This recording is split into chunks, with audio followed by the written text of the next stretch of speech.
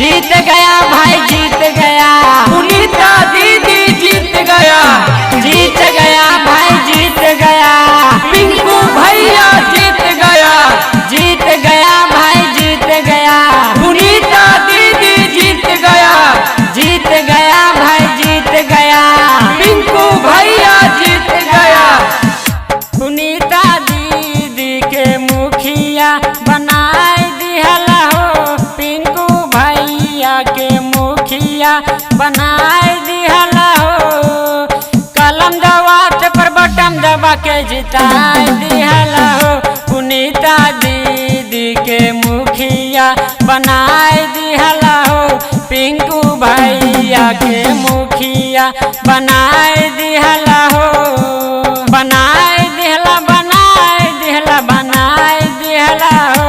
पिंकू भैया के मुखिया बनाए दिहला हो, पिंकू भैया के मुखिया बनाए दिहला हो, पिंकू भैया के मुखिया। आपका मुखिया कैसा हो, पिंकू भैया जैसा हो, आपका मुखिया कैसा हो, पुनीता दीदी जैसा हो, पिंकू भैया जिंदाबाद, जिंदाबाद जिंदाबाद। गांव घर विकास होगा, नीति और न्याय होगा,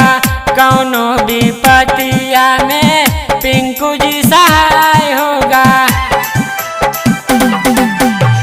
गांव घर विकास होगा, नीति और न्याय होगा, कौनो विपत्तिया में पिंकू जी सहाय होगा, न्याय करे खातिर मुखिया बनाए दिहला हो, न्याय करे खातिर मुखिया बनाए दिहला हो, पुनीता दीदी के मुखिया बनाए दिहला हो, पिंकू भैया के मुखिया बनाए दिहला हो, पिंकू भैया के मुखिया।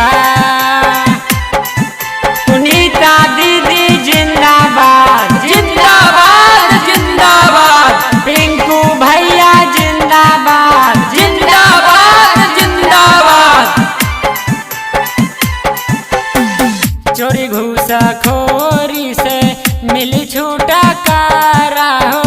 घूस लेवे वाला सब हो जाई किनारा हो,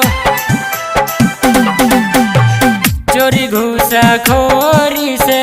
मिली छुटकारा हो, घूस लेवे वाला सब हो गेलो किनारा, पुनीता दीदी के मुखिया बनाए दिहला हो, पिंकू भैया के मुखिया बनाए दिहला हो, अब की कलम दबात पर बटन दबा के जिताए दिहला हो,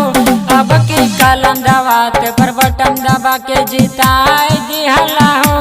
अब की कलम दबात पर बटन। पुनीता दीदी जिंदाबाद, जिंदाबाद जिंदाबाद, पिंकू भैया जिंदाबाद, जिंदाबाद जिंदाबाद। जीत गया भाई जीत गया, पिंकू भैया जीत गया, सोनू सुना मजदूर किसानवा हो, चाचा चाची भाई सब और नौजवानवा हो, कहा को संजय चौधरी मजदूर किसानवा हो, चाचा चाची भैया भौजी और नौजवानवा, अखिलेश डॉक्टर के बतिया ना भूलाए जइहा हो,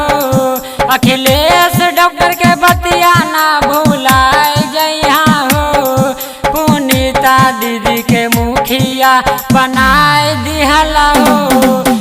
पिंकू भैया के मुखिया बनाए दिहला हो, पिंकू भैया के मुखिया।